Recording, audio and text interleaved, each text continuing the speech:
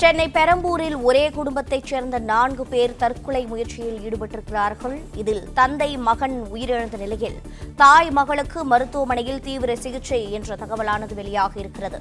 விவரங்களை செய்தியாளர் கதிரவன் வழங்கிட கேட்கலாம். கதிரவன், வணக்கம்.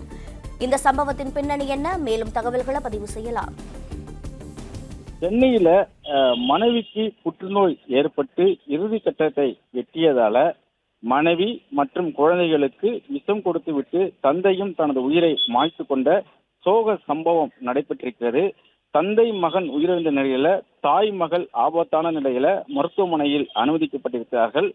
ஹாப்பி ஃபேமிலி டே என கூறி கேக் வெட்டி கொண்டாடிவிட்டு இந்த விபரீத முடிவை அவர்கள் எடுத்திருக்கிறார்கள்.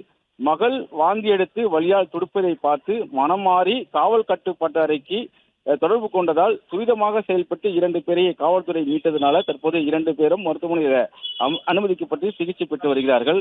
மனைவிக்கு இறுதிக்கட்டமாக புற்றுநோய் ஏற்பட்டதுனால பல லட்சம் செலவு செய்தும் அவர் இறக்கும் தருவாயில் இருப்பதனாலும் இதற்கு மேல் குழந்தைகளை பார்த்துக்கொள்ள யார் இருக்கிறார்கள் என்ற எண்ணத்துல தந்தை இந்த விபரீத முடிவை எடுத்ததாக சிறுமி போலீசாரிடம் தகவல் தெரிவித்திருக்கிறார்.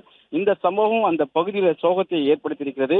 பெரம்பூர் சங்கராச்சாரி மடம் பகுதியில் வசிக்கக்கூடிய சகாயம் சர்வீஸ் தான் இந்த விபரீத முடிவை எடுத்திருக்கிறார். இவர் மாதவரம் பகுதியில் ஒரு தனியார் வேற சில கணக்காளராக பணியாற்றி வந்ததாகவும் வியூலா என்ற மனைவியும் யுவன்கண்டா யுவாஞ்சலி என்ற 2 குழந்தைகள் இருக்கிறார்கள். யுவன்கண்டாவுக்கு 4 வயதாகிறது, யுவாஞ்சலிக்கு 8 வயதாகிறது.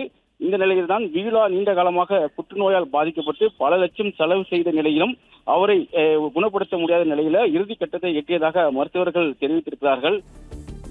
பிளே ஸ்டோர் மற்றும் ஆப் ஸ்டோரில் இருந்து பாலிமர் செயலியை QR கோடு மூலம் பதிவிறக்கம் செய்யுங்கள்.